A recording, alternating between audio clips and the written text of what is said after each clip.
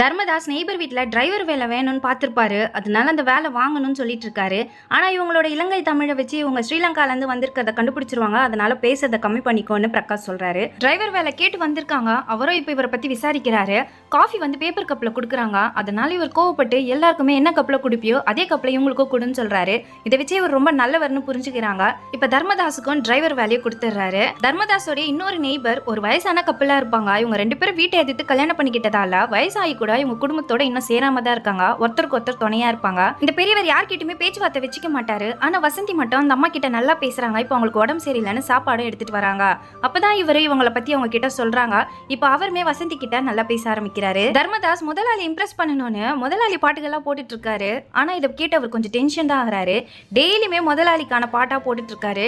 இந்த மாதிரி பாட்டு போட்டேன்னா உன்னை இப்பயே வேலையை விட்டு தூக்கிடுவேன், ஒழுங்கா வேலையை பாருன்னு சொல்லி கொஞ்சம் வார்ன் பண்ணிடுறாரு. அந்த காலனில இருக்கிற ஒருத்தர் பயங்கரமா குடிப்பாரு. யாருமே அவர்கிட்ட பேச மாட்டாரு. ஆனா தர்மதாஸ் மட்டும் சாப்பிட்டியெல்லாம் விசாரிக்கிறாரு. பல்வந்த் சிங் கைதியை பயங்கரமா அடிச்சிட்டதால இப்ப சீரியஸா ஹாஸ்பிட்டல்ல இருக்காரு. அவர் மட்டும் இறந்துட்டாருன்னா இவரோட வேலைக்கு ஆபத்தாயிடும். அதனால பாம்பு வச்ச அந்த அக்யூஸ்ட சீக்கிரமா பிடிச்சி இவர் நல்ல பேர் வாங்கணும்னு நினைக்கிறாரு. தர்மதாஸ் ஃபேமிலியோட இலங்கையில இருந்து வந்திருக்கிறதாவும் அவங்க தான் குப்பை தொட்டியில பாம்பு வச்சதா கான்ஸ்டபிள் ஏசிபி கிட்ட சொல்ல போறாரு. ஆனா அதுக்குள்ள இன்ஸ்பெக்டர் பைரவன் அவரை தடுத்துடுறாரு.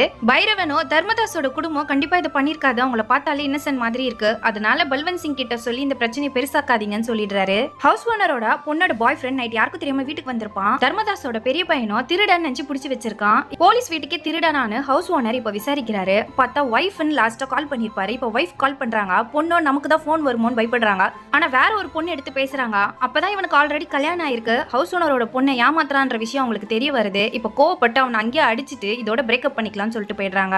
பக்கத்து வீட்டுல இருக்க பெரியவர் பேச்சு மூச்சு இல்லாம இருக்காரு. அதனால ஒய்ஃபோ பயந்துட்டு இப்ப வசந்தி கிட்ட அவருக்கு என்னமோ ஆயிடுச்சுன்னு சொல்லி வருத்தப்படுறாங்க. இவங்களும் இப்ப வீட்டுக்கு வந்து பாக்குறாங்க. ஆனா ஒரு தூக்கத்துல தான் இருப்பாரு. இப்ப எழுந்து என்ன ஆச்சுன்னு விசாரிக்கிறாரு. அம்மா தான் உங்களுக்கு ஏதோ ஆயிடுச்சோன்னு பயந்துட்டாங்கன்னு சொல்றாங்க. இப்ப அந்த அம்மா கிட்ட பேசலான்னு வெளியே வந்து பாக்குறாங்க. எங்க ஹஸ்பண்ட் இறந்துட்டாரோன்ற வருத்தத்திலேயே இவங்க இறந்து போயிருப்பாங்க. இப்ப இதை பார்த்ததுமே அந்த பெரியவர் மனசுடைஞ்சு அழ ஆரம்பிக்கிறாரு. அந்த அம்மாக்கு இறுதி சடங்கு பண்றாங்க. ஆனா சொந்தக்காரங்களோ நெய்பர்ஸ்னு யாருமே இல்ல. வசந்திய தர்மதாஸ் மட்டும்தான் இருக்காங்க. இதனால தர்மதாஸ் ரொம்ப ஃபீல் பண்றாரு. சுத்தி இருக்கிற நெய்பர்ஸ் கிட்ட இந்த விஷயத்த சொல்லி எல்லாரும் கடைசி டைம்லயாச்சும் அவருக்கு ஹெல்ப் பண்ணுங்கன்னு சொல்றாரு. இப்ப எல்லாருமா இவங்களுக்கும் மரியாதை செலுத்துறாங்க. இப்ப பெரியவரோ தர்மதாஸ்க்கு நன்றி சொல்றாரு. அங்க இருக்கிறவங்க எல்லாம் தர்மதாஸ் மேல மரியாதை வருது. ராமேஸ்வரத்துல ஒருத்தர் நாயை காணுன்னு பைரவன் கிட்ட கம்ப்ளைண்ட் கொடுக்க வந்திருக்காரு. விசாரிக்கும் போதுதான் அந்த நாயோட அடையாளத்தெல்லாம் வச்சு தர்மதாஸோடைய சின்ன பையன் வச்சிருந்த நாயின்னு தெரிஞ்சுக்கிறாரு. அன்னைக்கு அந்த சின்ன பையன் சொன்னது எல்லாமே பொய்ன்னு தெரிஞ்சுக்கிறாரு. இப்ப இவருக்குமே இந்த குடும்பத்து மேல சந்தேகம் வருது. இவங்க இலங்கையில இருந்து இல்லீகலா வந்திருந்தாலுமே இவங்களை நம்பியிருப்பாரு. ஆனா இவங்க தான் இப்போ அந்த குப்பை தொட்டியில பாம்பு வச்சிருப்பாங்களோன்னு சந்தேகப்படுறாரு. இந்த விஷயத்த பல்வந்த் சிங் கிட்ட சொல்லணும்னு நினைக்கிறாரு.